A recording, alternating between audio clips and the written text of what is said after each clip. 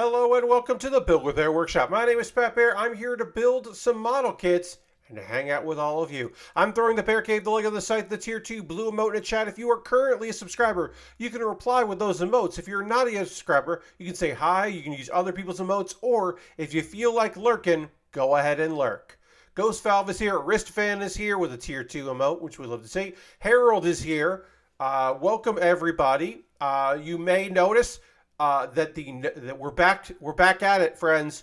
The goal is to hit 40. We are currently at 34 out of 40 total subscribers. And the nice thing about using this is it will automatically update if anyone subscribes or gifts a sub to the community. It'll automatically do it. I won't have to manually do it like my Ko-fi notification. So this is just a cool thing that you can do if you want. If you wanted to renew a subscription or become a new subscriber or get this up. Hey, Lashbrook, welcome. The goal is always 40. I stop talking about it when we hit 40. Put it out there. Until then, the notifications will remain. Hey, Lord Crashington, welcome. So, tonight's agenda, the Gundam Pharact. We have to finish the backpack for this, the backpack / shoulders. Then we have to build the weapon, which is just a gun. Just got to build a gun. And then when the gun is complete, then we will move on onto another mobile suit, which needs to get put together. The Farsia. The Farsia is from Gundam Age, and it looks fucking dope as hell. It's very lovely and pink and has its own stand, own unique, cool stand. That can then go on, I believe this stand goes on another stand is basically the whole point of it. And you can have different hands hide underneath the little stand if you want, which is just cute and cool. So we're going to build the Farsia. Now, I am going to be modifying this kit. It'll be a custom. I'm going to customize it during the Plastic Model Weekender. And Pat, you might be asking yourself, like, Pat, I haven't been around for a little bit. I'm unsure. What exactly is the Plastic Model Weekender? Well, I'm glad you asked, because I'll tell you about it right now. Over at Plamo Weekender on Twitch, next weekend, not this weekend, but next weekend, April 27th through the 30th, Thursday all day and night, Friday all day and night, Saturday day, night, overnight into Sunday day and night. It will be a continuous stream with a bunch of different people, myself included, doing shifts, building model kits. There will be charity giveaway. We're raising money for Cures Alzheimer's Fund, trying to put money in the hands of researchers to find a cure for Alzheimer's. There will be giveaways. There will be charity incentives. You making donations qualifies you for fucking really cool model kits from a variety of folks, companies and such that are supporting all kinds of neat stuff. I am going to be streaming on the 27th, of Thursday, from 11 a.m. until 1 p.m. Eastern Time, which, as it says on the card, is, central, because that's where Jason is, so he does it. Jason, Bad Gunpla, who runs this thing, does that, which is fine. It's okay for him to do it, but I go by Eastern because I always promote in Eastern.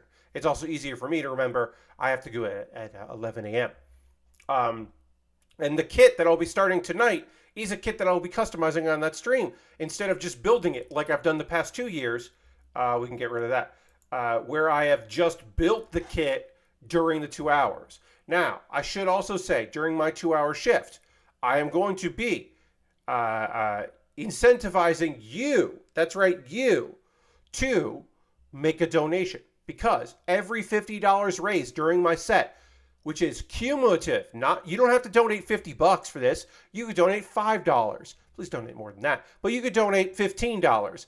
And if somebody else donates $35, boom, we just hit 50. 2 20s and a 10, boom, we just hit 50. 2 20s and a third 20, well, we just hit 50 and then another 10 go into it. And then I open a pack of cards from movies, television, anime, the sports, old sports cards that still have gum in them that I don't want to eat and I refuse to eat. I will not eat that gum, but I will open up that pack and I will look at what's inside it. And since last year's stream, I have a better camera, and it's oriented the way where I can hold the card, look at it, and you can look at it, and I have to turn it around. I don't have to turn it around to look at it, which will be very fun.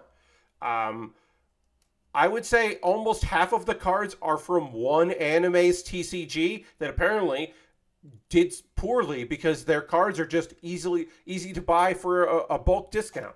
So who knows what those will look like? I bet there'll be plenty of repeats because I have many packs of that particular card game. And then yeah, weird sports packs that have old gum that I'm disgusted by the very thought of. And I'll be customizing 2 model kits. Gotta chew gum for a few seconds. No, that gum, old gum doesn't. You can't. Here's the thing, Lord Crashington. You can't chew old gum. You can put old gum in your mouth, and then that old gum will fucking disintegrate. It will just completely fall apart in your mouth and be awful. It will be an awful experience that you were unhappy that you even jokingly tried to have. Because that kind of gum, it was not made to last this long. So it won't be chewable. It will just become sugar gross in your mouth. I was thinking of a better descriptor for that, and I couldn't come up with a better one than gross. It's not that. It's just like sugar mess. It's better. It's a little better. But yeah, it no thanks is what I'm saying to you. So that is that. So for me, that's going to be 1 week from tonight is my shift during the day. So less than a week. If you cannot make it during that, please check out Plamo Weekender. I beg of you. There will be more opportunities for me to tell you about it tonight and Saturday and Monday. If you watch the stream I'm going to be on, which will not be on this channel, I will be guesting. I will announce that on Monday where I'm going to be, but it will be from the hours of 8 p.m. Eastern until 11 p.m. Eastern, and I will be playing a video game. I know, what? The video game? Pat? Yes, I will be playing a video game on other people's channel, and I will be promoting Plamo Weekender in all its glory. And then Tuesday of next week, I will be here, and instead of playing a video game, because I'll have done that on Monday, I'll be model kit building. And then that Wednesday, another daytime event, from the hours of 1 p.m. Eastern till ? I will be a guest on someone's channel, another Twitch channel, and I'll be hanging out. And then Thursday, I'll do the Plamo Weekender, and I will not be streaming Thursday night because I don't want to do 2 streams in one day. Because I'd rather you go and watch Plamo Weekender. And then that Saturday, normal stream. Lasper says, video games ridiculous. I know, right? I'm going to play a video game on Monday with people, which I don't do as much anymore as I used to because of life and being isolated from people and all of that. I put one of these on wrong. One of these is upside down, and I don't know which one it is, but one of them is upside down. So I'm going to have to go and investigate here. I'm going to go back here. Which way did you... Okay, so up. So this one is on upside down. Great. Can I pry this out without breaking it? Yeah, I can. Can I put this back in without fucking anything up? Yes, I can. Can I body complete this kit? And all we have left to do is build a weapon? Yes, I can. Put this backpack on. Great. And then, what else? It's got to do stuff. Okay, so these then go... How do these turn? It doesn't tell you how to... This goes on like, what the... Did I put this on backwards? Maybe I put these on backwards. Yeah, I did. Okay. I think I put these on backwards. So we'll adjust this and figure it out. And of course, we do have to build the weapon. We're not done with this kit yet. Okay, yeah, so it goes like this. Okay. So they go over like that. That's what they do. Because these are supposed to move around for a flight mode. And I was like, I'm not sure I did this right, because I didn't do it right. So I wasn't sure. It turns out I had fucked up. Whoop. Come on. There we go. Okay. Yeah, these shoulder things are weird. All right, and they're done. Now all we have left to do is build the gun. And then this kit will be complete. And then we'll take a nice photo of it.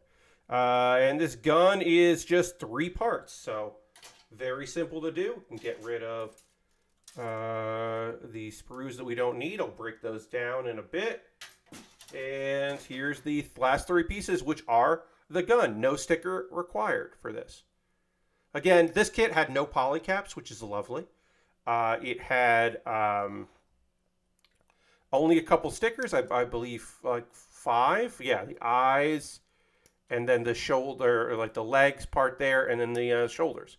So not too many stickers, which I'm perfectly happy with. Also, the Farsia, which we're going to be starting, the Farsia does not involve any stickers either. Or sorry, it does have stickers. It doesn't have any poly caps, which is rare for a kit from this vintage, which is the year 2012. Hey, this is a 13-year-old model kit. That's fun. Certainly not the oldest kit that we've built on stream, but one of them. But, you know, up there. To go from a 2022 kit to a 2010-12 kit, I should say, we're going back 10 years in the past. All right, let's not beat around the bush anymore. We got to talk about this thing. Okay, so I woke up today at 10 a.m. because I live my life the way I want to. Also, you may have noticed that the number went down. It was at 34 when we started. It's now at 33. I didn't have to update it. Somebody's subscription did not renew. So I'm back down to 33 subscribers, which is, it's a number. We'll deal with it. But anyway, what was I going to say? Oh, yeah. I woke up at 10 a.m. today, and I was still verified on Twitter. And then, around 2 p.m. Eastern Time, it flickered on and off.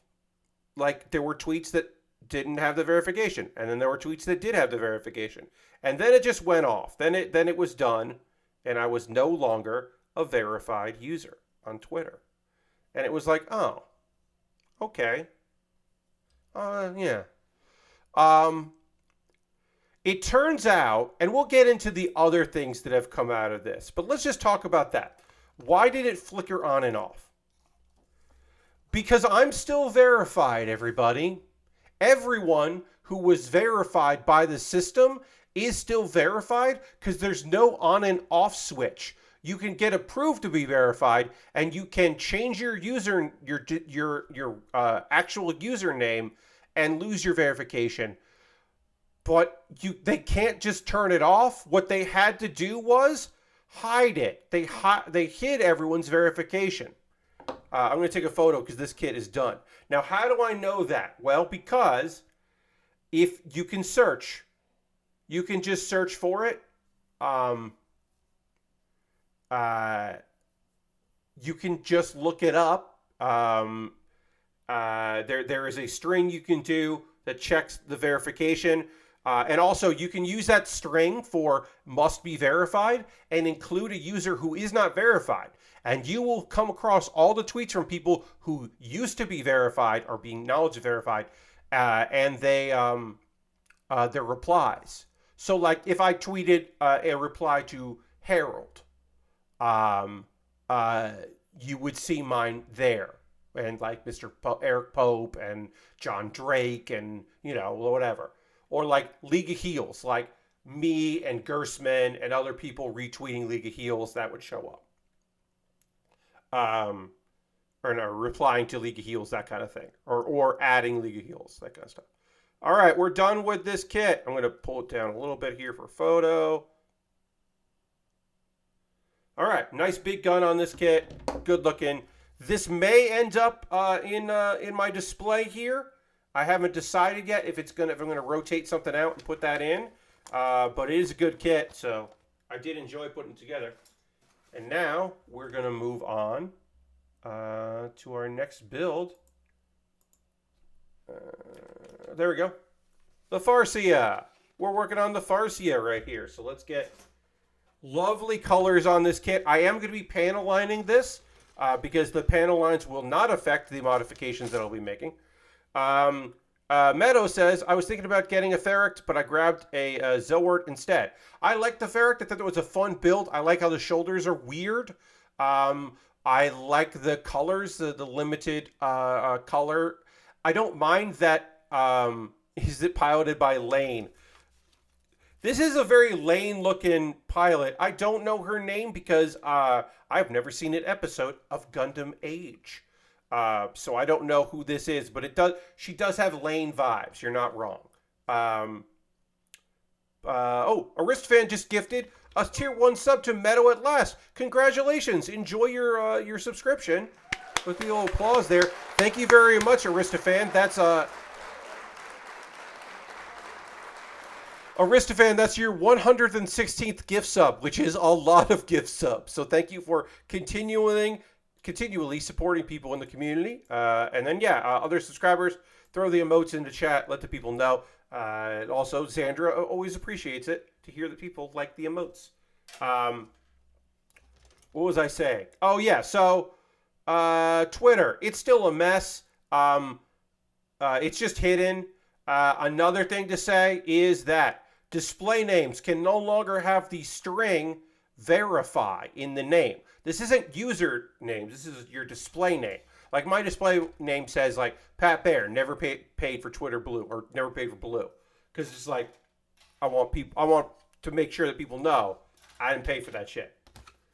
But I couldn't put patbaer verified because it's a lie apparently. So I can't say that I was verified. I can't even mention used to be verified. Cannot put that in my display name. The VERIFI cannot be contained in a display name. You can air it out. Yes, also I could get comped first. But here's the thing. If I got comped, it'd be a Twitter Blue comp. And then people would know. Now, before we get into the thing where the very purpose of Twitter Blue, besides paying them money, the actual reason that he said Twitter Blue was going to be a thing, Elon said it was going to be a thing, the actual reason that he described. Besides that, we'll just say, if you pay a lot of money for Twitter Blue, not the $8 a month, if you pay for the $50 a month to be associated with the very expensive amount of money you pay for the org cost, if you want to be a Twitter organization, then you can have everybody at like $50 a month. You can then have your employees associated with it. We'll also have that. Now that there's not other verifieds, that to some people like myself just shows up as that you pay for Twitter. But even if it didn't, even if no one had the like Firefox or Chrome or Opera or whatever you use, even if people didn't have the browser thing that lets you know, hey, this person fucking, look at this person. They work for a company that gives them that. Even if you didn't have that. Either you're an unbelievably important celebrity or you pay for Twitter. Those are the two things. So either your job pays for your Twitter Blue, or you pay for it, or you are Stephen King, LeBron James, Ice-T, and William Shatner. Those are the only confirmed people I know so far that I've seen anyway that have Twitter Blue and that supposedly Elon Musk personally paid for. He said that he's taking care of them personally, which either means he paid for them himself or he told someone to credit them, which I'm sure they will do. Now, one of those things is not like the other. Ice-T, LeBron James, Stephen King were all outspoken about not paying for Twitter Blue. They were and it got retweets and people talking about it and the whole thing. So Elon Musk did that so that people will then point at, this is the assumption, right? The assumption is We'll get to that, Harold. There is a thing to that. Okay. Um, uh, so the reasoning is the supposed reasoning is that people are assuming is okay. So Elon Musk comp these people so they look like hypocrites because like, oh, they must have paid. Like the idea is to embarrass them because they embarrassed him. So the best way to punish them is to make people think that they went back on their word and paid for Twitter. Or, oh, look, you insulted Twitter, and now Elon is saying, like, you insulted this whole thing, but Elon's like, I got you. Like, he got one on over on them, those people. And on the one hand, that makes it look like he also thinks that Twitter Blue is bullshit and is, like, not worth it. Or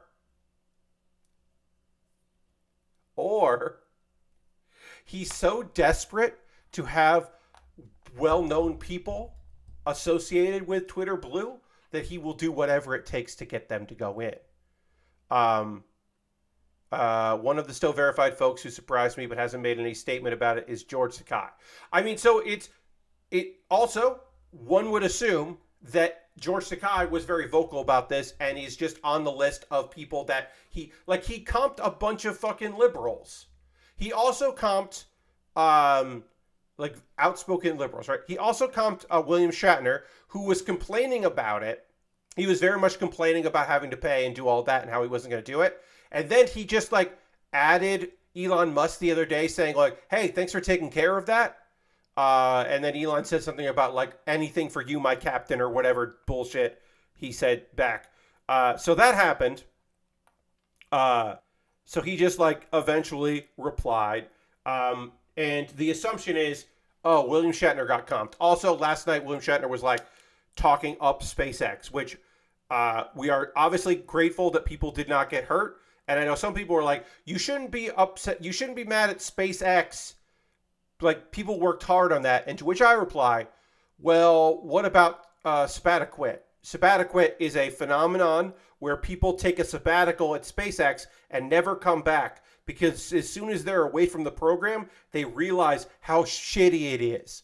Also, more than one employee talked about how sexist and racist that company is. So maybe I don't give a shit about SpaceX and the hardworking engineers that are there. Also, if you're a hardworking engineer and your ship explodes, you'll be fucking pissed off because you fucked up. The good news is Elon lost $13 billion in the last 24 hours, so nothing he's doing is making money. Well, totally, right? Yeah. I mean, none of this helps anybody. I know a couple people because I still have that thing. I know a few people that have Twitter Blue. They've had it for a while. They could live without you knowing they were paying for Twitter Blue because it looked like they were verified. Folks that are in entertainment, be it they're actors, they just wanted to, try it. They wanted to play it for a month. Felicia Day talked about doing it for a month to see if her visibility increased in the For You pages and all that, which apparently it did, but like not really. This is poked out. This is not in right. So I have to pop this apart here. I'm going to have to pop this out and then see if I can get this together. I am using black marker here, and I will continue to use black marker on this pink. I could probably use gray, but I'm going with pink here, or black on the pink. We'll just make it striking because this is going to get modified and customized next Thursday. All right, so I just got to try to get this apart without breaking anything. We'll see if I can do that. So yeah, I know a few people. I know people in the... so I do not blame at all people who are using Twitter Blue to increase their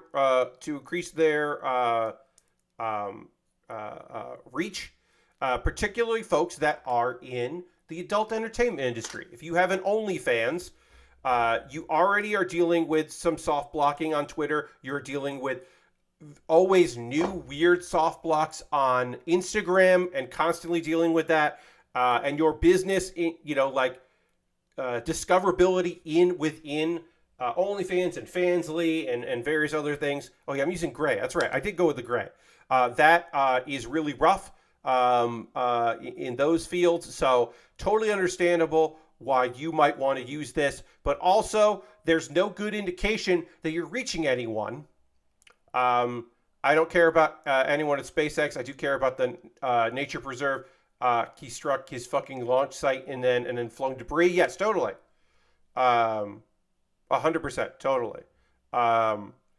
Also, we should point out here, right, that on mobile, I block the accounts of anyone who serves me an ad.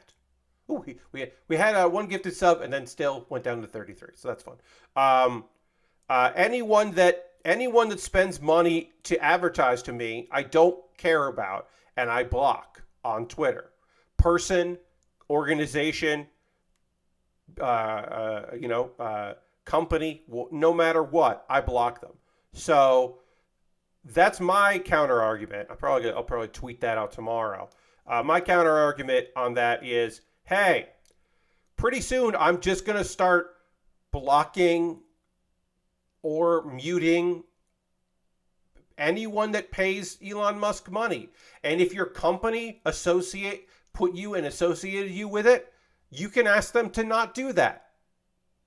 You could say, hey, don't stop spending $50 a month on me because you're actually making people less likely to be interested in what I do. Because it will be a thing where it's just very easy for folks to just go, oh, even if they do use for you and they don't just do like show me the fucking timeline and don't give me options of people I don't care about. Don't put people I don't care about in there.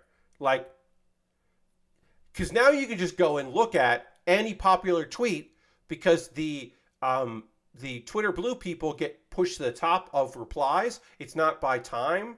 It's by it's now going to be counted into that.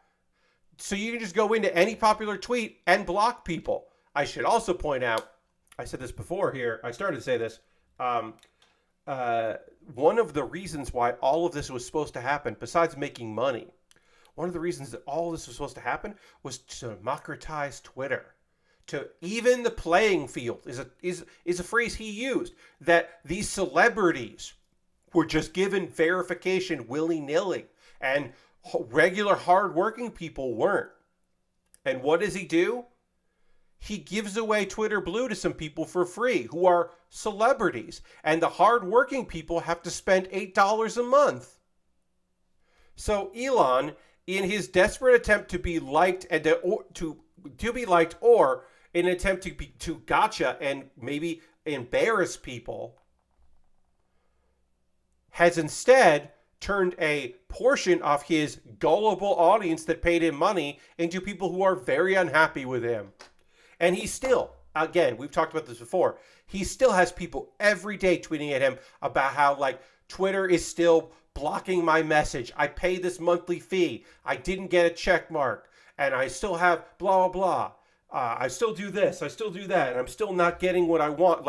People still aren't my numbers are so off, Elon. You've got to do something about it. And it's he can't. He can't. Because he doesn't care about you. And it's weird that you think he did. But yeah, in an attempt to gotcha Stephen King, instead he just has a bunch of people furious that he went against his own word. Which is well, fucking duh. It's so weird that the snake oil salesman, the guy that doesn't make anything, but insists on putting his name in front of things. His fucking package, his step down, go away from PayPal package includes, they have to mention his name when they talk about the founders of PayPal. He didn't found PayPal. But one of his just fucking get out of here, go away, concessions is that they have to fucking talk about him. And it's just that's so sad. Oh. A2. Gotta find A2. And then I got to find A29. Here's A2. And then also a sticker has to go into this. So we have to figure out what that sticker is. Didn't found Tesla either. No. Doesn't make anything.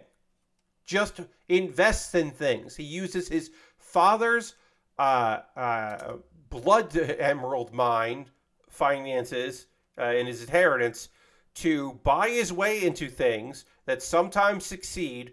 And if they succeed, it is despite his best efforts to fucking run the company into the ground. And then, like, people who are stockholders of any company he's in are like, please don't buy this other company because you will make our company worse. Please stop. But he doesn't stop. And it is funny. It is very funny that he doesn't stop and refuses to even consider that it might be about him. That he could just buy a couple companies and leave them alone and just invest in them. But instead, he's saving Twitter by destroying it. It's very funny. It's frustrating, but it's very funny. But yeah, I don't necessarily fault people for trying out Twitter Blue. I think if you're just a dude or a lady or a non-binary person, if you are not in the entertainment industry, if you are not if you just like have a Twitter following and you want more people to follow you on Twitter, don't give Elon Musk $8. What the fuck? But like, if you got a small business, you're a game developer, you're out there, trying to make moves. I don't like it, but I get it. I get you. We got to put a silver sticker in here. I mean, I get it. I don't think it's a good idea, but I get it. Anyway, we talked a lot about Elon Musk there. Who knows on Saturday if there will be any other news on the story, but I was half expecting my verified to come back. Like I did, people were like, it's not going to happen today because it won't be easy to do. And they don't have anyone there to do anything complicated. Well, apparently they do have someone there to hide it because they didn't. I'm not off. There were some talk about people who got their name removed, who got their verified removed, and it sounded like there was this theory that if you tweeted about it, that you might get it removed. But I don't know that. I can't tell you that for a fact. But I do know that they just turned it off. That's the difference between you and me. I see them as enablers. Well, I mean, like, I shouldn't be on Twitter. Have a good night, Harold. I shouldn't be on Twitter at all. But I am on Twitter because it is still a good way to get the word out about what I'm doing. Because people still look at Twitter for things. I wish more people followed me at Mastodon. It's like if people mastodon.content.town. Look for me there. I'm patbaer over there, or patbaer on co-host, or what the fuck is the website I just joined today that I don't even remember the name of, but I parked my my username so no one else can use it. Hold on, I'm scrolling. Spoutable. I'm on Spoutable. I don't even have the app downloaded. But I made an account on Spoutable, and you can find me on Spoutable, which just sounds like a tout knockoff. I haven't looked at co-host in a month. Co-host is still fucking fun. There was a weird glitch there with some of their photos not loading properly, and they fixed that glitch, which is nice. Still a very small team. I believe there are now 5 employees there. Just doing their thing. I got a lot of love for co-host. It's like Tumblr, but not owned by Yahoo. So it's pretty good. But yeah, I don't know. I'm still doing my thing out there. Still trying to get people to, check out a thing. Just look at something that I put on the internet. That's the whole thing. That's kind of where I'm at. Sorry, I got oh, I had a scratch right there. All right, other things we can talk about here. Real quick, I will just say RIP Netflix as a DVD supplier, as a renter of DVDs. I have not had a Netflix account in a while. I don't. There will be a time where I will go back and catch up on the stuff that I've missed, but I have not done that in quite some time. But I am, of course, saddened. As always, I am saddened by the loss of the cool part, the Quickster part of Netflix.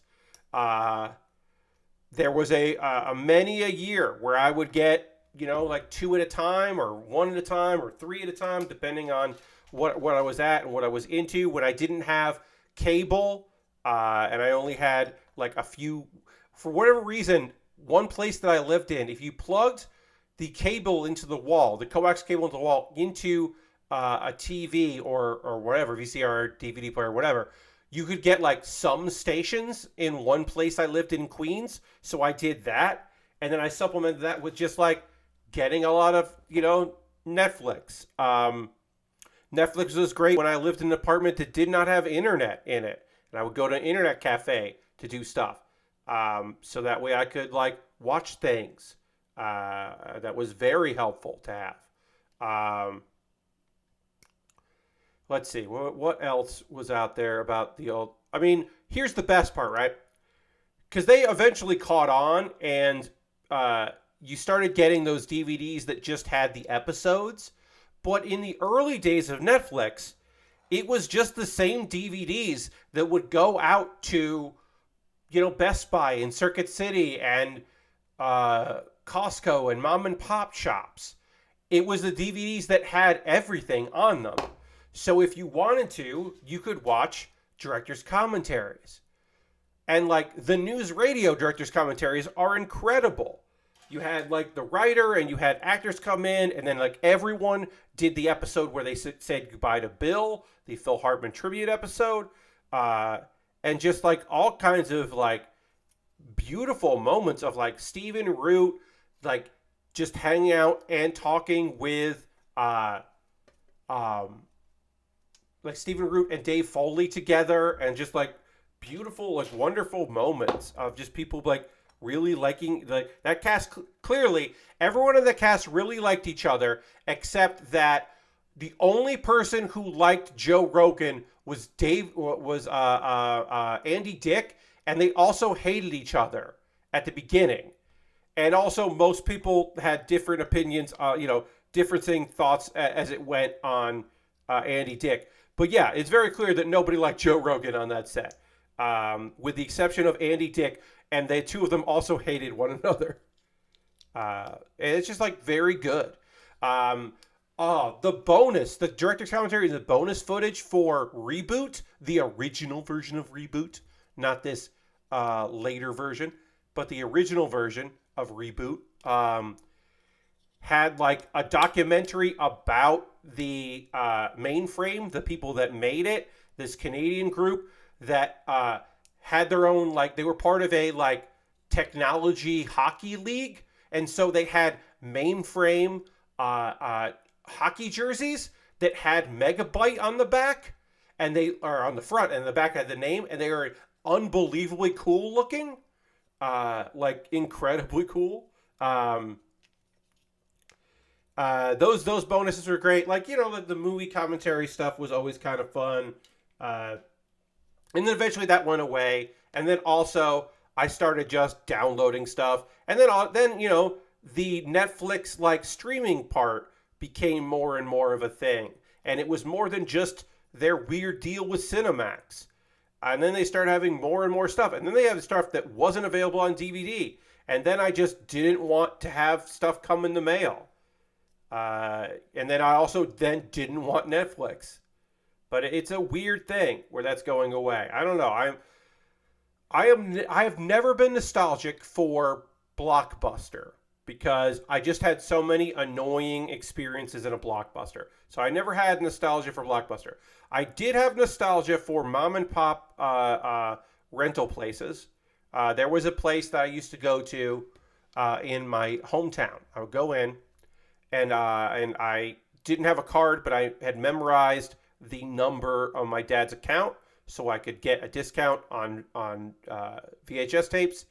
Uh, and then I would just get whatever I wanted to get. A couple. This was in like there was a period where I wasn't working much before I moved to New York because I basically ended my jobs, but like my New York move was still a ways away. So I was doing odd jobs here and there, but I had a lot of free time. So I would just drive in to the city or to the town, I should say, from my home, get myself a couple VHS tapes, and then I would go to the grocery store because it was still cheaper than anywhere else and buy like soda, like my own soda that wasn't the house soda. It was whatever I wanted to drink, and like Doritos, like 99-cent bags of Doritos, the big bag, the like like personal bag of Doritos, and I would just buy like a couple weird varieties of that, and then just watch movies, and the next day bring them back, maybe repeat, maybe not. And I did a lot of that, so I am nostalgic for that kind of like go in and see what's up. I never did the whole thing of like, what does the staff say? Hey, what would you recommend for this? I never did any of that. I know some people really love that, and people really curated that. Hell, I did that. I've talked about many times before. The days where I would,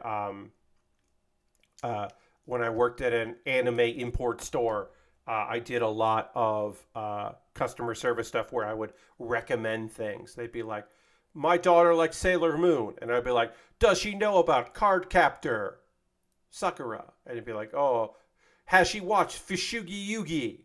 Or whatever. It's like, my son likes Dragon Ball. And I'd be like, okay, your son might like Yu Yu Hakusho. Or Hunter x Hunter or whatever was out. I don't even think Hunter x Hunter was out then. This was like the late 90s. I'd be like, we watched Cowboy Bebop and we thought it was neat. And I'd be like, did you also watch Trigun? Like that kind of a thing. I was very good at that. But I just never myself went in for we're going to recommend you a movie. Because, like, hey, this is the movie this month that we think rules. And you'd be like, okay. It'd be like Rumble in the Bronx. And it'd be like, hell yeah. I've already seen it. So yeah, Netflix. I did not watch the Indie Showcase that I believe was out yesterday. Maybe we'll talk about that on Saturday because I didn't watch it. I wanted to bring this up. Hey, remember that whole like Brett Favre thing? Y'all remember that? Y'all remember that thing where like it was very clearly that the state, like people in Mississippi were just like really fucking up, and Brett Favre was really doing well with that. The Emergency Food Assistance Program and the Temporary Assistance for Needy Families Program, misappropriation. Well, he hasn't been in trouble for that, really, other than a little bit of his credibility being in trouble. Oh, I did miss a piece here. I got to put a piece on there that I forgot. A33. Well, Ted DiBiase is definitely in trouble. Now, when I say Ted DiBiase, if you know wrestling, you may think that I'm talking about the $1 Million Man. Yes, right? You might be thinking about the $1 Million Man, Ted DiBiase. But we're not talking about the $1 Million Man, Ted DiBiase, who is also probably involved in this. We're talking about his son, former WWE wrestler, part of Legacy, Ted DiBiase Jr. Teddy D. Ted DiBiase has been indicted by a federal grand jury in Mississippi, or federal grand jury for the Mississippi welfare case. Let's see. The indictment was unsealed Thursday, 2 days after it was issued by a grand jury. Indictment says that co-conspirator John Davis, former director of the Mississippi Department of Human Services, would direct his department to subgrant the funds to two nonprofit organizations, which are, of course, were Family Resource Center of North Mississippi and Mississippi Community Education Center, which are operated by co-conspirators Christy Webb and Nancy New. And then they would order contracts to people. Two of those companies were Priceless Ventures and Familia Ortium, LLC. They never provided social services, which the contract's called. They just used it. Here's the list of what they say that Ted DiBiase used the money for. Purchase a vehicle, a boat, and to make a down payment on a house, among other expenditures.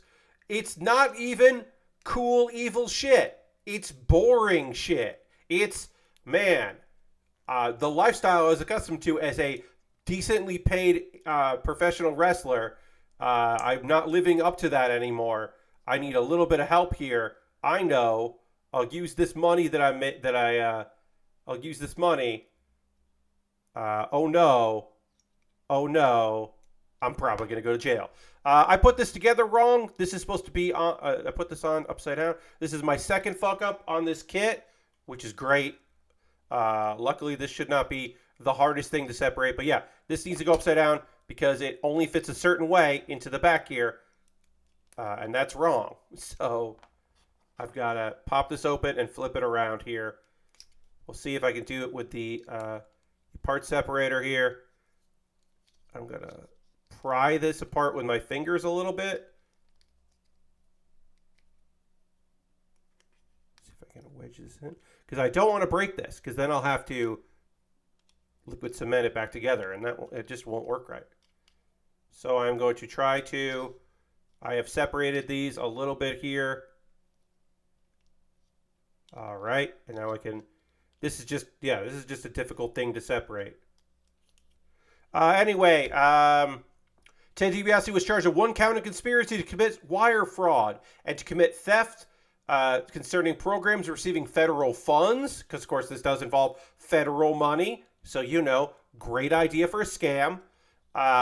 6 counts of wire fraud, 2 counts of theft concerning programs receiving federal funds, and 4 counts of money laundering. If convicted, he faces a maximum penalty of just 5 years of prison. For the conspiracy count, a maximum penalty of 20 years in prison for each wire fraud, and a maximum penalty of 10 years in prison for each count of theft concerning programs receiving federal funds, and for each count of money laundering, according to the U.S. Attorney's Office. So his maximum is a lot of fucking time in prison. Who knows if that will actually come to be, but shit's not looking great for old Ted. All right, I'm going to make sure this is fitting right. It is. Great. Now I can snap this back together. So that fix was worked out okay. If you don't have the part separator, maybe you got a spudger. Maybe you once took apart a phone, like an iPhone, a smartphone or something, or Samsung out there. Maybe you've once worked on, anything like that. So you have like some of these tools. Maybe you've got, you got like a spudger like this or something, or a metal spudger perhaps. Maybe you've got like a scraper. You want to get the putting knife out or something like that. You could use those. I don't know, a butter knife maybe. But obviously plastic is better than metal. But you do you. You figure it out. Or just get your fingernails in there. I don't know. But I have the part separator. Didn't cost much money. It was nice to be able to have it. It is helpful. It's also helpful for this piece, which is for like holding polycaps in place. That's very helpful when you don't have 3 hands. All right. Oh, we got to put some stickers. We'll put some stickers on here. I panel lined it, but there were stickers. I didn't even realize. So let's put those stickers on, and then we'll work on the side parts here. Apparently, Davis has already pled guilty. And also, Ted DiBiase's brother, Brett DiBiase, has also pled guilty because, of course, it was a family affair. It was not just Ted DiBiase Jr. It was also Brett DiBiase.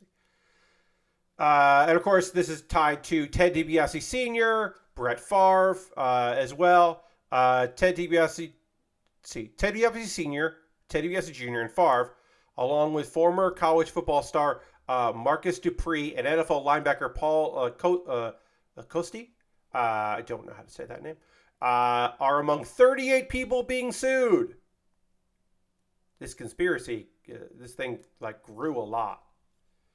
$24 million in misappropriated welfare funds. Jesus fucking Christ.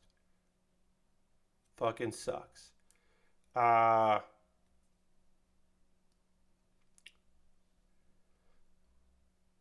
Although Mississippi is considered consistently ranked as one of the poorest states in the nation, the federal funds intended to help needy families was instead used for pet projects for the rich and famous, including a $5 million volleyball arena Favre lobbied at the University of Southern Mississippi, where he played collegiately, and his daughter was a volleyball player because he wanted his daughter to go to a school for volleyball, and they didn't have good facilities for volleyball. So instead of sending her to a school that already had those facilities, he tried to make it happen. And then he's saying, hey, I never asked for any of that. I didn't know those funds were there. I was just asking for assistance to set it up. I didn't know these were not. Fuck you, yeah, you did. Fuck you, yeah, you did. But anyway, Brett Favre will probably be fine. Ted DiBiase Jr. is going to prison for a while. Some of those parts probably won't get the maximum, but the whole like federal funds, like depending on the federal judge that's looking at it, like there will be some leniency probably in some ways, but on the line of, oh, this money was supposed to be used for welfare programs, you might be able to get away with some of that. But the part where it is money stolen from the federal government, they don't like that. They don't like it when you steal from them. And also Ted DiBiase Jr. is not famous enough to get out of this shit easily. I mean, Brett, his brother, never even wrestled professionally. So, things are not looking great for old Ted DiBiase Jr. That, clearly, that federal judge tried to fuck on him. And now I'll explain that. You can find it on my Twitter. There's a link to it. I'm not going to go through the whole thing, but apparently Ted DiBiase really fucked up in a match. He really fucked up. He was supposed to kick out so that the person that was pinning him would then rally and go and make a tag and bring somebody in, and everyone would be very excited. No more Marine movies for him, totally. And that was supposed to be a whole thing, but instead he didn't kick out at 2.5. He got pinned, and then everyone was getting ready to get yelled at by Vince McMahon for fucking up severely, but it didn't happen because a enraged Ted DiBiase Jr. came backstage and was like, "Where's that referee? He tried to fuck on me." And because it was just like such a weird, incorrect use of fuck, like just said the wrong way, Vince McMahon just ignored him and turned away. But of course, the phrase, "he tried to fuck on me," has persisted. As long as Cody Rhodes is in an avenue where he can swear, he will tell the story. And it's on the internet. You can find it on YouTube. And it's a very fucking funny thing. It's a very fucking funny turn of phrase to be like, "That referee, he tried to fuck on me." And you're like, "He tried to fuck me over? Is that what you were trying to say? Okay."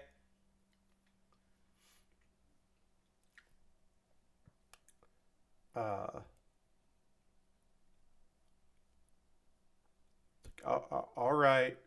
Okay, dude. I don't know. It's very funny. I always have to bring that up.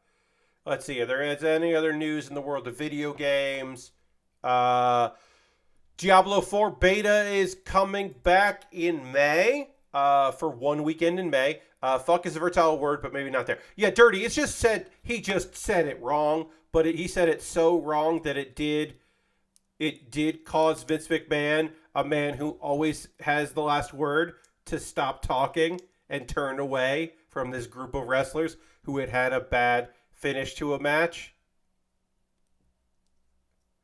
The match was Ezekiel Jackson's hometown, and he had not been in the match yet. Daniel Bryan was supposed to, it was like a 6-man, and Daniel Bryan was supposed to like bravely get beat up for a while and then make the hot tag to Ezekiel Jackson, who would clear house and get the pin and win. And then DiBiase just got pinned. So it's just like, oh, so it was just like, it was a complete fuck up. Uh, and then, as I said, we then had the moment where that referee tried to fuck on me. And it's very good. It's very, very good. Is this right? No. This goes like this. Hell yeah. Now it's right. This is like the chest of the kit. And we're building the chest and the backpack before we build the head. This is a interesting... The idea that we built the backpack second is so weird to me. Like, why didn't we build the head, but we built the backpack? Because the backpack is so weird looking, but great. So it's just like, oh, okay, we're building this now. All right.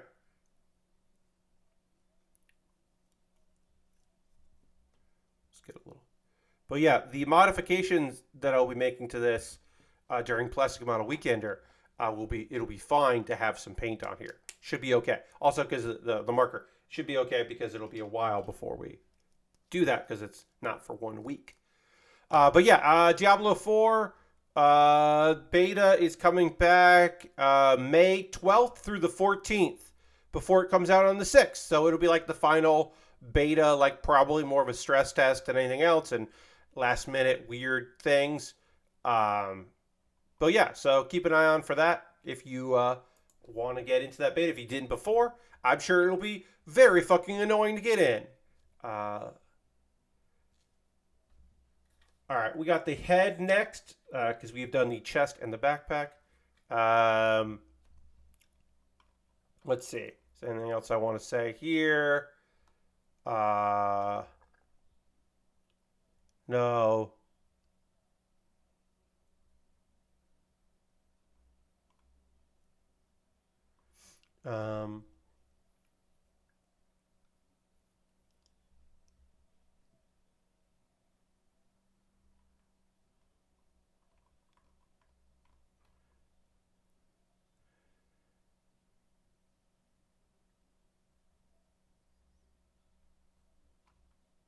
Oh, I guess Donkey was on the Nintendo showcase because he is now an indie game publisher.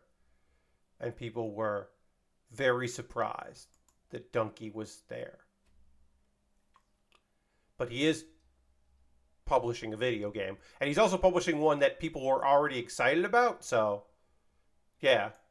But yeah, it's weird. It is weird that Video Game Donkey was on a Nintendo thing. And then today he posted his somewhat comedic review of the Mario movie. That's weird. It's just weird. It's weird.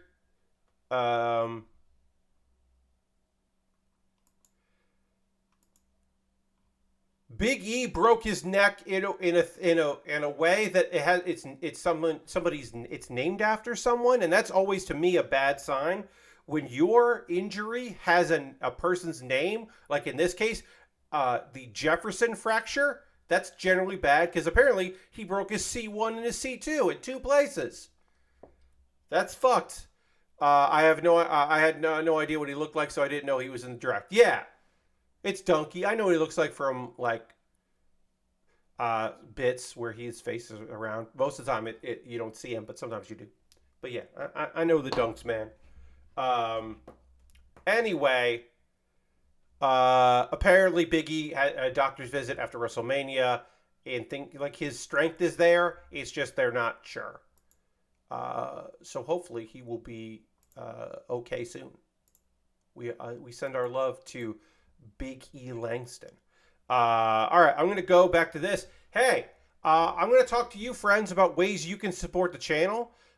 This is the pause for the cause. This will be brief, then we'll get back to the Farsia. Because it would be nice to, to get back to working on the kit. We got anime to talk about. I got a new series debuted. Got episode 2 of a show. And then a series that I've just been watching that I really like that had a decent episode as well. So we'll talk about some anime in the second hour, and then some video games and chat with all of you. First and foremost, if you're currently a subscriber, you can throw the Bear Cave, the Lego, the site, the Tier 2 blue emote in the chat. Let the people know that you are a subscriber. That is the easiest way to support what I do here is through cash money. As you can see, we are at 33 subscribers right now. Aristofan gifted the first sub of the month, which is awesome. You could also gift a sub to somebody in the community. You could use your Prime Gaming token. If you Amazon Prime link with your Twitch, you get that token. You could do that as well. Whoops, what did I just knock over? I knocked over something. I'll find it later. That's okay. Subscribing is the easiest way to support what I do here. It's not the only way, but it is the easiest way. And yeah, bits and coins always appreciated. The cheer. And if you wanted to gift a sub like Aristofan did, that'd be cool. The goal is 40 subscribers. It's always 40. We're currently at 33. So yeah, I got a Patreon, patreon.com/patbaer. There's a $1, $3, $5, and $10 tier. There are different rewards for the different tiers. Consider joining me on patreon.com. It's rolling subscriptions, so if you join today, you won't be billed again until the 20th of May. So, 5/20, you'll get billed then. You won't get billed at 5/1. I got a YouTube channel. You can always subscribe to my YouTube at youtube.com/patbaer. Jump over there. Subscribing is free, of course, but you could also become a member over there. And for $2 a month, you get my Wednesday videos on a Tuesday. And the video I put up yesterday is the dumbest Baerly Rehearsed I've ever done, but also one of my favorites of the 15 that I've done. It's pretty good. I think you'll like it. Go check that out. If you don't want to support me on a monthly basis, but you want to every once in a while kick in a few dollars to help me buy model kits so I can build model kits, check out Ko-Fi and PayPal and Stream Elements over there. See if there's something there that appeals to you. Any donations that I get through that go to me buying model kits and equipment. So that's that. That's also the YouTube, which includes AdSense. Watching my videos helps. Patreon and Twitch, it all goes into a fund. I buy model kits. This kit, this Farsia, which I am building so that I can modify during the charity stream that I'm taking part in. I bought this kit. It was actually a little expensive because there's another version of this that came out that's a different color scheme that became very popular for people that are doing customs. And so this old kit that wasn't that expensive suddenly shot up in price. But I really wanted to build it for this stream. And I wouldn't have been able to do that without your generous support. So thank you very much. Now, the next kit I'm going to build after this is another kit that I will be building to modify to the Plastic Model Weekender. But after that, I'll build something for my backlog. Or you could decide what I build next if you want to do that. Sorry, I just saw there. Okay, that's great. I have an Amazon wish list, and if you buy something from my wish list, it jumps the queue and becomes the next thing I build. I've got Lego sets, inexpensive Lego sets, inexpensive model kits, very expensive model kits. I just added a couple more Witch from Mercury kits to my wish list, and I will be happy if you picked up one of those. I also have some older ones, like the GM Cannon 2 from Stardust Memory. Which would be, I just never built it. I'd be happy to put that together. But yeah, I think I just recently added Michaelis.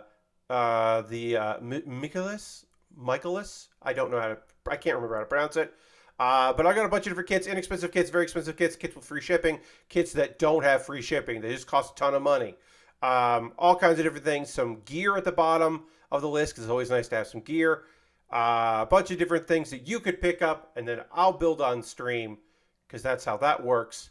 So take a look, see if there's something you'd like to see me build, and then pick it up, and then I will build it. And then I have alternatives to my Amazon wish list, which is, of course, my Throne wish list. You can jump over onto Throne, and I'll, take a look at there. And then also USA Gundam Store. Hop on over to USA Gundam Store, buy a gift card to USA Gundam Store. They'll send you an email with the gift card code. Then send me a DM on Twitter or a whisper on Twitch with the gift card code, and I'll use that to buy something for USA Gundam Store. And it will probably be a Witch from Mercury kit, because that's what I want to be building right now, because those kits are cool. Or like a Sword Impulse or something. Like something I've never built on stream will be cool, because you were so kind to do that. All this stuff is optional. If you want to support me and not spend any money, you can just join my Discord. I post build photos at the end of every stream. People post stuff they're working on. Hey, this is a call to action for my regulars. If you've built a model kit or a Lego set or like cooked something, you followed a recipe, post it in the photos because we only have a couple lately. It's mostly been me and like that one person who doesn't watch the streams anymore. They're just in the Discord posting like their like progress shots with no context. So if you're working on anything, to put together a bookshelf, post a photo there. Love to see it. Um, let's see. A couple of video links for you to check out. I will have a new episode of Pat Bear's Anime Club up on Monday. But the most recent one where I tried to figure out, is it anime? I tried to answer the question about various projects that some people say aren't real anime. And I tried to decide if they are or not. But I will have a new episode on Monday. And that is my spring recommendations. Because I like to do some seasonal content. And this is going to be recommending shows this season that I think are great. There'll be a couple that I don't talk about here on a weekly basis. Some season 2s and 3s of things. Just going through what I'm watching and what I think you might like. That's an upcoming video. And then I talked about Baerly Rehearsed here for a second already. Baerly Rehearsed is the video series where I promise I have done some amount of rehearsal. I have done my due diligence of writing a comedy piece. This one here I memorized because it's very low amount of dialogue. It's also my first YouTube short because I just clipped it, a little bit of it, and put it up on YouTube. But there's very few lines, and I think you'll like it. It's funny. Look, here's the thing, right? It's so short, if you didn't like that video, it's okay. So take a look at that. We're going to talk about some anime in just a moment here. But the thing I have to do right now is have a drink of water. I am in need of that. So I'm going to drink a little water, and we're going to dramatically transition to the overhead and keep working on the Farsia right now.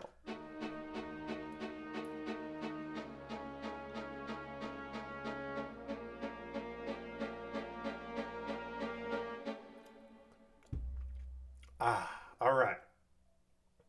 Let's work on the head of this Farsia while I talk to you about anime. That's right, anime. We're doing it. We're going to talk about it. Halfway through the third episode of Yuri Is My Job, I decided I still don't like any of the characters in this show. And I think I'm supposed to like at least a couple of them. So I might come back to it if I start hearing good reports. But I have heard nothing good about.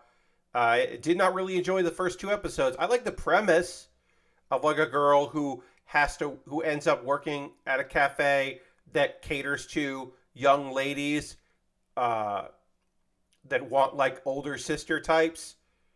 But I didn't like any of the characters in the show, and I wasn't having a good time with it, so I dropped it. So I have been watching one of my comfort anime. I need A23, and then I'll also need A24. But let me try A23 here. My comfort anime is I got a cheat ability in a different world and became extraordinary even in the real world. This episode made what is a weird part of the manga seem to make a little bit more sense because a character introduced in this episode makes it seem like she is going to be a regular member of the cast, and she is not, as far as I can tell, although this anime will probably go past the manga because it's based on the light novel. It'll definitely surpass that. But right now, anyway, it did feel weird because it's like, this girl is being set up as like a major character, and she is not. We'll get into it, though. So, if you haven't been watching, I got a cheat ability in different worlds and became extraordinary, even in the real world. It is a isekai that also has... It is the fairly rare isekai where the main character is going back and forth between worlds. Our main dude here finds a doorway to a fantasy world and a house that's protected, and he levels up and he gets all these abilities, and it also in leveling up he becomes thinner and more handsome and stronger. His body changes, but he's always been a good dude. his clothes don't really fit. Oh, also, he in the first episode, before he transforms, he ends up helping a girl out who then invites him to go to this fancy school. We have not seen him in the fancy school. And he has previously saved a princess in the fantasy world, but although he is unaware that she is a princess. And she got a glimpse of her hero, but then he disappeared. So she is a bit confused about what's going on. So we know that all of that has happened. Yuya has a bunch of money because he has defeated monsters, and he can change that for money in this world, which is very convenient for him. Oh, we got to put a sticker on this here. Maybe we should have done the sticker before we put that piece in. We'll find out now. We got to put the eye stickers on here. So let's get... It's just one piece that's going to fold around here.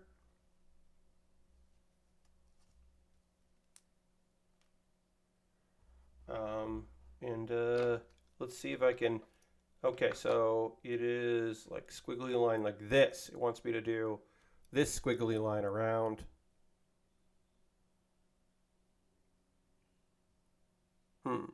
Does what? That. Yeah, I probably should have done this. I probably should do this on its own and then push it in. So we'll take a look at this here.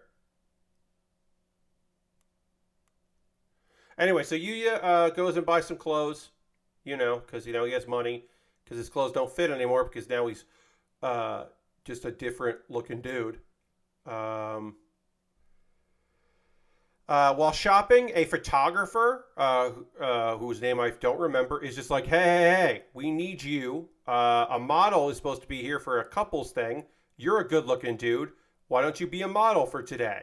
Which I don't know if that scenario happens to attractive people, that they just get offered to be a model. But luckily for them, Yuya agrees to do this, which maybe he shouldn't have. But he is a helpful young man, and he is being, asked to help out. So he's just like, okay. But yeah, generally, when you're in the mall and someone says, hey, are you a model? That's probably a bad thing, and you want to get out of there. But Yuya does not. Instead, Yuya decides he is going to help them out. Because there's a professional model that's around his age named Miyu, and he's just like, okay, yeah, all right, I guess I'll do this. I don't know how to be a model, and they're like, just hang out. We'll put you in nice clothes, and you can just hang out with us. We'll take some photos. This sticker does not want to stick. It does not want to stick. So, yeah, this sticker is not adhering here. So we are going to do...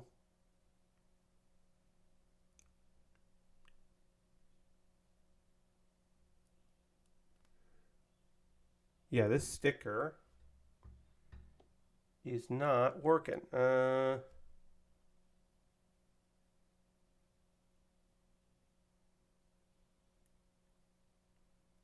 don't know why.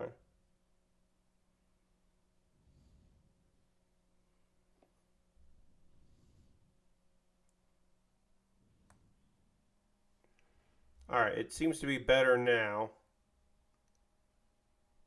But I'm going to put the top part on here, and then I am going to do the oldest trick in the book, which is I'm going to put a little bit of liquid cement over all of this, which will then adhere together, and then also should theoretically keep the sticker in place.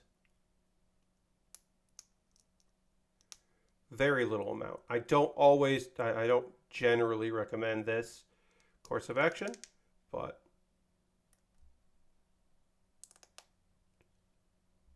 we'll kind of keep this sticker where it needs to be.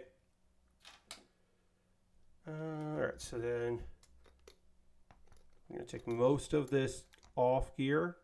Liquid cement, which we use for like models that are not snap models. And then we're just going to put a little bit on there.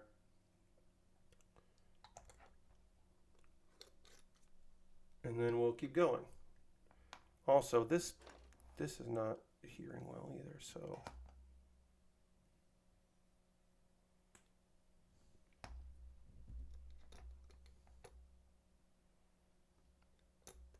Run into a little bit of problems with this kit, but we'll fix it up.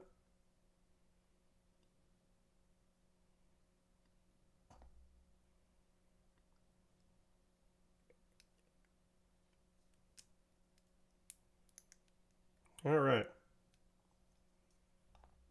Okay. Continuing where we left off there. This whole thing is there. Miyu kind of like falls a little bit, like she's interested, and then maybe she's got a crush on our guy, because our dude is just like, he's a real dude, even though he's handsome. He's like really nice and he's helpful. And then like the dude that was supposed to be the model, apparently he got drunk the night before. He shows up and he's a real asshole. He's hitting on Miyu, who is underage. And then he's like possibly going to try to get violent with Yuya. But Yuya apparently discovers, hey, my skills from the other world work in this world. Because he's not even tried that. He just automatically can use the martial arts he learned, skills. And he just uses the martial arts to like judo flip the dude over. And then of course everyone was watching this dude be a dick. And so now, his social life, it's over for this guy. Everyone watched him be an asshole and then also get his comeuppance. So he's done for. Yuya enjoyed that, but he was like, I don't know what to tell you, everybody. And they're like, well, keep the clothing from the ads. Now, again, this model makes an appearance like later in the story, but like this is not a main character. Maybe she will become one, but right now she is definitely not a main character. And so it is weird that we have a whole episode basically dedicated to just like Yuya having like wish fulfillment. And I would say that the school stuff is way more interesting, which we are coming to. Anyway, they're going to try to, Miyu's boss is going to try to find Yuya. And then also, hey, Yuya goes back to the other world and he finds Lexia, who is the princess that he saved, has come back to try to find him. And the guards that she's with, everybody's in fucking trouble. And they're like, oh no, we really fucked up, huh? Right, so can I make two of these at once? No, two of those. Now we're working on the arms here, friends. This kit is looking cute as shit. And now we're going to work on the arms. So we'll get that together. Okay, yeah, so Lexia, the princess, immediately is just like, hey, marry me. Which what? Because he rescued them.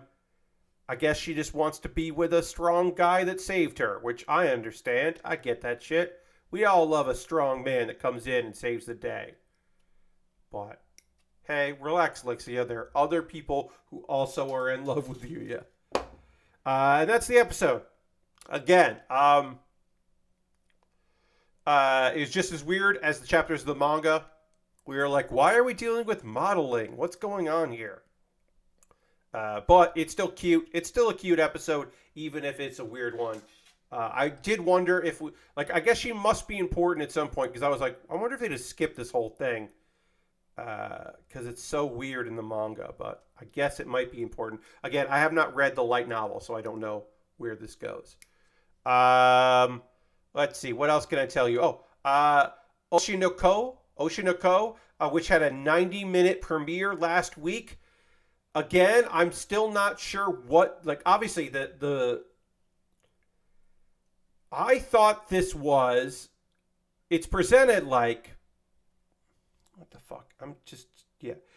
It's presented like this is going to be a murder mystery revenge thriller that has a lot of weird shit attached to it. Because our main character is the son of an idol who is murdered in front of him, and he decides someone on the inside has tipped off the person that murdered my mother, so I'm going to find the person that did that.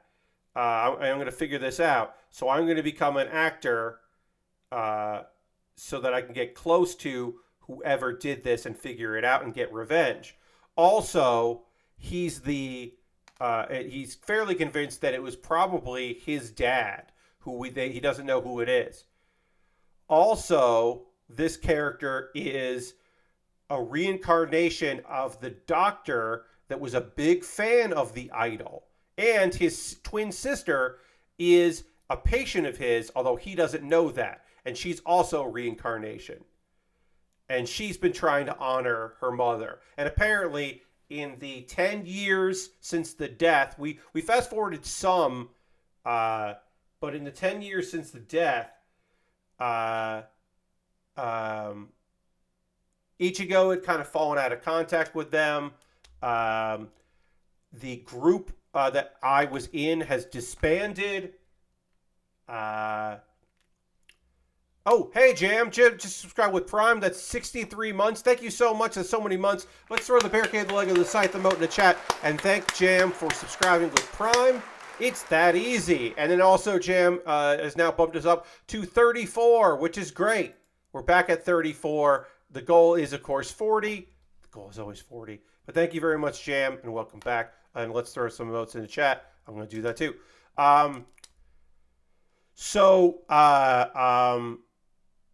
Strawberry Production, which was the idol unit that I was in, the mom who is now dead.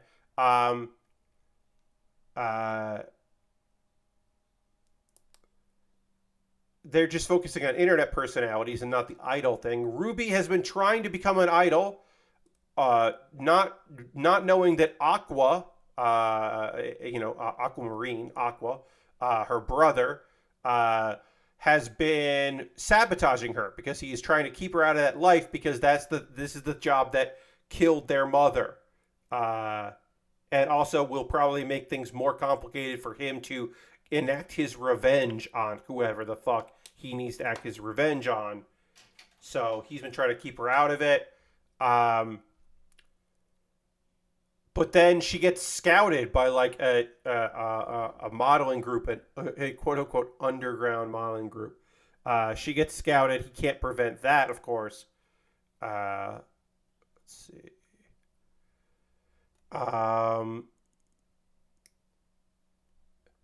So that basically, the fact that an underground group wants to hire her and then nobody trusts that, the guy who's been raising them, Miyako, reopened Strawberry Productions to make Ruby an idol. Aquamarine has not been an actor anymore. He kind of given up that life.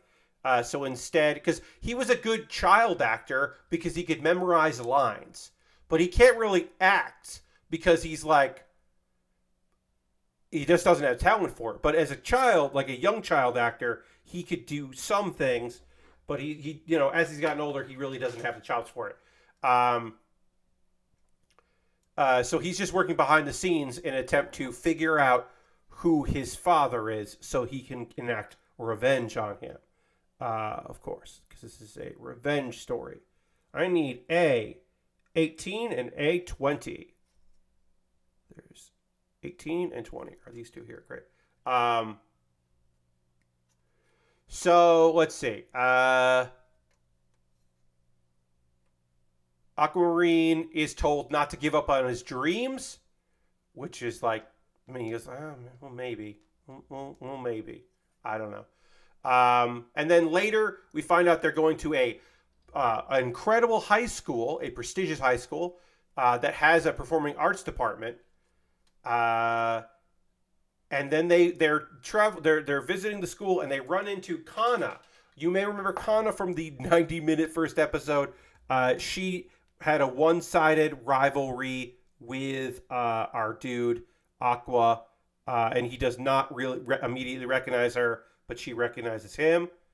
And she is just like, oh, I'm so psyched that we're both going to be in the same school. because I have admiration for you, and also, was unhappy that you were so much better than me. But she's shocked to find out that he enrolled in the general education instead of the performing arts because he does not see a future for him in performing arts. He is just there to go to school and also so he can keep an eye on his sister. And so that's the end of episode 2. And obviously episode 2 could not be as wild as episode 1. There's no way it could be as wild as the long 90-minute episode that involved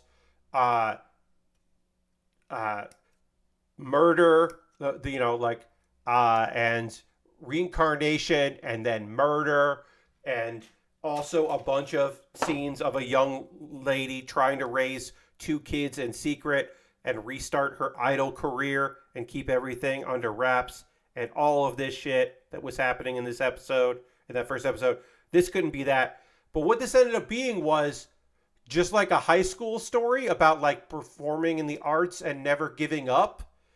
So because it wasn't the whole like a doctor in his 40s in the body of a young teen trying to solve a murder. Because also he got killed, he as a doctor got killed by this other person, and he wants to know who did that, but it's really revenge for the idol that he loved and appreciated. And it's all fucking so weird. And I don't think I liked this episode, but also I have to give it one more because how much of it is going to be the revenge thriller? Is any more of it the revenge thriller? Is it all like this weird story of this like high school, performing arts students who are like trying to make it and not giving up on your dreams? Is it gonna be mostly that? And then sometimes there's a guy who's smart, who he used to be a doctor in a previous life and is trying to solve a murder or get revenge. Like, I don't know. I'm saying this episode wasn't wild. It doesn't need to be, but I don't know if I'm good. I don't know if I like this show. It's ambitious in a way that I appreciate, but I don't think that I enjoyed this episode, and I don't know if I'm going to enjoy this series. This might be a series that I wait until it's all done and then read a Wikipedia article about what the fuck happens. Like, obviously there's the manga and it's an ongoing thing, so like we're not going to get too far in this season anyway, probably, but like I don't know if I want to keep going with it. That's what I'm trying to say here. I think I finally said that in a way that made some sense. But like, yeah, I don't know what the end game is for this, but I don't know if I want to like stick around and find out. And then I also don't know if I'm going to keep watching Sacrificial Princess and the King of Beasts, which is it's no isekai, no reincarnation. This is not a fantasy novel that someone woke up in. As far as I can tell, this is the story of A31, A25. We're doing 2 of these. We're just going to do the hands here. We are doing the hands that can hold weapons because those are the more interesting hands, in my opinion. There's also like the fists, but we're going to do the sprayed open hands here because I think those are the cooler of them. So we need B5 here. We're going to use the hands that, like the palms that hold swords, because that's a better look. So anyway, this is a weird debut because it just debuted this week, but I liked it. I think it's an interesting episode here. Sarafi is offered as a sacrifice to the king. There's a whole kingdom of monsters called the Kingdom of Beasts, and the unnamed king, because the person in charge of that has no name. He's a monster, and everybody else is a monster. And then this young lady shows up, and she's there to be a sacrifice. And The king is interested in her because he tells off the chancellor, Anubis, for being rude. And she does, like, she already knows she's going to die, but apparently other people were more terrified. But she doesn't show any fear to any of them, which is interesting to him. He's intrigued. He'd like to know more.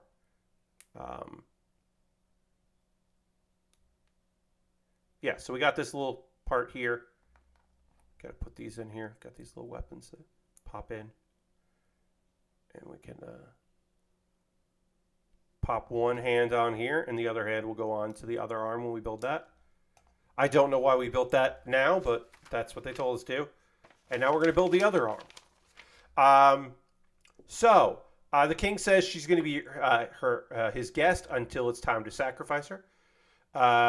And her name, apparently, Seraphi, in her language, means sacrifice. That is, she's known her whole life. This was not a surprise to her. She's known her whole life. She was the spare daughter. Because she's been raised not to be loved, because if they loved her, then they would feel bad about sacrificing her, but they didn't. She is the spare daughter. She is there to be sacrificed. So she's never, been loved and never had a reason to feel like, oh, okay, well, shit, whatever. Like, this is never, it's never come up. So,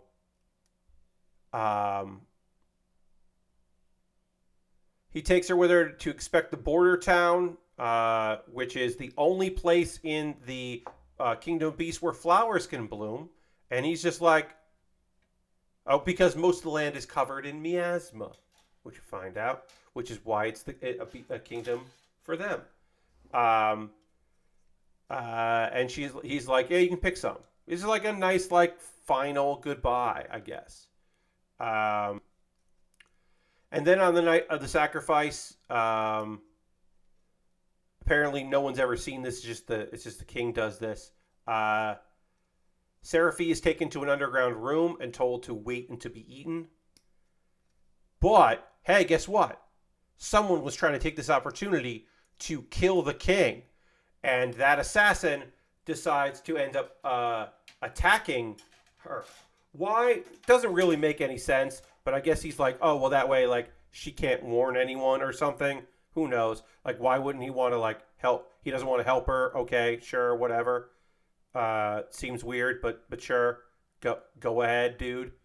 You do you. Anyway, then a man shows up. There shouldn't be any humans around. A man shows up and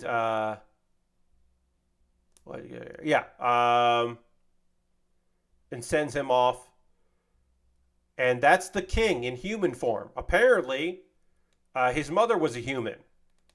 And he involuntarily can turn into a human. And then she realizes,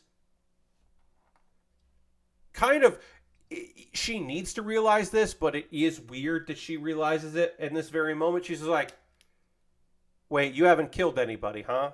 These sacrifices, you don't kill them? You just offer up your blood? And then he decides, well, she knows his secret, so she's just like, you belong to me now.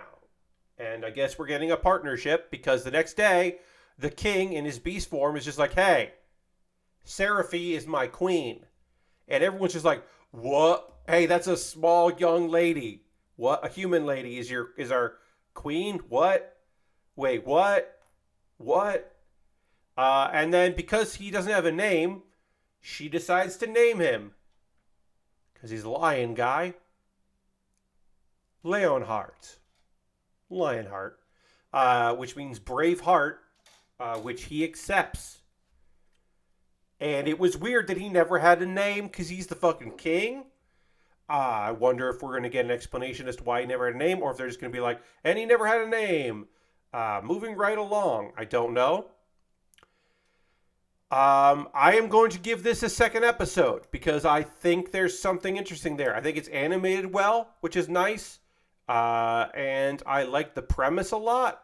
I'm interested to see, like, because I'm sure we'll meet other characters in the Beast Kingdom, and maybe a little bit more about her previous life, although maybe not more about it. I don't know.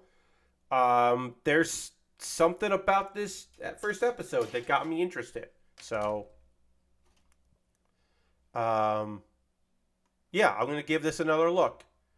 Now it's the part of the stream where I want to hear from you. What are you watching right now? What are you playing right now? Is there anything that's got you going that you're like, oh, Pat, I can't wait to tell you about this.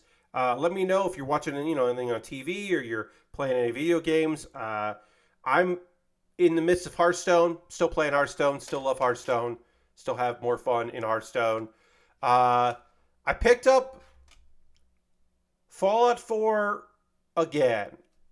And there was a couple mods that I haven't tried that are new because I keep up on the Persona 4, the Fallout 4. Keep up on the Fallout 4 mod scene, and there were a few things that seemed interesting, so I'm loading that up again. And I started a new save, which means I have to it's the worst part of the new save is just getting everything loaded, getting all my cheats, and make sure my mods work, and then going and building up Sanctuary into something because I don't want to just leave it. And I get, for whatever reason, that's the most annoying part is, the fucking 30th time that I've built up Sanctuary. But whatever. But yeah, I want to hear from you. What are you watching? What are you playing? What are you into right now? What's got you jazzed? Or if you're waiting for something that comes out tomorrow and you're like, well, Pat, no, I need to play this. I've also been playing Meet Your Maker. I have no good report on that. Yeah, I have no good report on Meet Your Maker except that I'm apparently trying to search for stuff has gotten a little bit better. I don't know how much better it is, but it does seem to be slightly better than it was. So I'm having a little bit more fun finding things. My base is still apparently very easy. I really do need to spend some time. I think during Jeff's stream tomorrow, Jeff Gerstmann's stream tomorrow, I will probably have Meet Your Maker on in another monitor, and I think I'll probably be messing around with my base, trying to make it a little bit more devilish. Because, I'm not particularly good at that part of it. But I do like it. I do think Meet Your Maker is pretty fun. Lord Crashington says, I have beaten the satellite and food trucks in Power Wash Simulator. So one more job to go. I kind of wish I could have opened up the doors in the food truck to get into it instead of being splayed out. Oh, yeah. You wish that there was a button, you could have opened the doors to close the doors. Yeah, getting the doors being open the whole time was a little... Yeah, it would have been nice if they included that. I have not gone back to it since Tuesday. Thank you, I should say, thank you to anybody that was here on Tuesday for the Power Wash Simulator stream. We had fun. I have not gone back to it. I might actually do that tomorrow while Jeff is streaming, if there are enough mods. If there's only me and Bryn, then I'll just hang out. But if there are a couple more people and I don't have to be on point with going after people and answering questions, Jeff checked out the Disney Speedstorm, which is a free-to-play game, but if you want to get into early access, you can pay to get in early. So it's a free-to-play game where you can pay to play in the beginning, and people were just coming into chat, not understanding that, and asking the same question, I saw this on Steam, I can't believe they're charging money, and they have all these, gotcha mechanics. It's well, it is shitty that they're charging for early access, but they're not... Later, if you ever want to play this game, you're fine. So I'm I didn't care too much about that, but I know that some people were miffed. Lord Crash says, I've also been playing Dredge, which is still great. Still a nice level of spookiness while catching some weird fish and whatnot. Met a great abandoned dog that I helped find a home with a lonely scientist to keep her company. Hell yeah. Yeah, Dredge is still a game that I enjoy watching people play, but I don't think I'm ever going to do myself. All right, let's get the feet done here. Let's try to get these feet done, and then we'll probably call it quits after that. But yeah, if anybody else has been playing anything, let me know. Yeah, I should play more Power Wash Simulator. I would like to finish those things because right now all we finish is the food truck, and I've done some of the solar panel area. So I got to go back there and keep going on it. Try to finish those two at some point. But whatever. There's no rush because I don't know when the paid DLC comes out. It shouldn't be in bonus, hopefully. So I guess my deadline is like then because I'll want to finish them up. But I'm not going to do another stream of Power Wash Simulator until we get paid DLC. Probably. I can't imagine I will do it again on there. I don't know. I think in May, the first Tuesday in May, I will most likely I'm going to do a stream where we check back in with Persona 4 Golden with mods. Because we haven't checked in with that in a while. I've been playing that on my own time, so I'm further along. I'm not like super far along in the game, but I'm further along than I was the last time we looked at it. And there haven't been any like really, there's only like one new mod that like fixed some stuff that we won't even really worry about because I'm so overpowered in that game. But I do want to like play around. I want to get to the point where we can go fishing, and we're not there yet. But that's definitely a thing I want to do. I want to do fishing because I want to see how the mod made fishing easier. Because supposedly it did. So I do want to see that at some point. And we got to panel line these feetsies here once we get it all together. Lashbrook says, I played the Street Fighter 6 demo and tried a bit during the stream, but instead I'm just sitting here nodding off. I hear you, Lashbrook. Sometimes my dulcet tones can just lull you off. And also it's Thursday, and perhaps it has been a week, because sometimes it's a fucking week. Ghost Valve says, Aristfan, going in order, my friends, says, I've been poking around with Paradise Killer, an open world mystery game with style. It's an older game that recently showed up on PS Plus. Nice. Ghost Valve says, honestly, just playing Elden Ring again. Had a lot of mini projects. I do like putting in new keycaps. Hell yeah. More greenhouse work. More minis work. Also reading the Jorbs book. Hell yeah. Ghost Valve, sounds like you've got a lot on your plate, but it's all good shit, so that's fun. Hold on. Yeah. And then Lord Crash says, I'm excited. Oh, sorry. Honestly, Ghost Valve, honestly, just playing Elden Ring again. Yeah, you said that already. And then Lord Crash said, I'm excited to get to the Advanced Wars collection on Switch tomorrow. Oh, that's right. That's tomorrow. Nice. I hope that's great. I hope that's something that people are really excited about and really jazzed about and have a good time playing. I don't have a Switch, so I have a lot of love for Advanced Wars and to a certain extent the second one, but mostly the first one. That's the one I put the most time in, and I definitely appreciate the most of any of those. All right, so why is this? This has to kind of like slide in. There it is. All right, we got our feet done here. And I'll panel line these off stream because we're wrapping things up. But yeah, I'll just hit these with the gray. I'm using gray for all of this because I think black would be too striking as a contrast color. And then also because this thing's already going to have some cool shit happen to it in the future. But right now, we're going to say, hey, quick reminder, this kit will be modified during the Plastic Model Weekender. So please save the date. My shift, it'll be Thursday from 1 week from today from 11 a.m. to 1 p.m. It runs like all day and all night Thursday, all day and all night Friday, all day, all night Saturday into Sunday as a 24-hour one into closing. And please check that out at twitch.tv/Plamo Weekender. I will have a Nightbot command for that on Saturday stream. I should have had it for tonight, and I forgot to do it. I was thinking of it. Anyway, we are going to raid. That is how we end every stream. We're going to find somebody doing cool shit out there that we want to go hang out with, and we'll go spend some time there.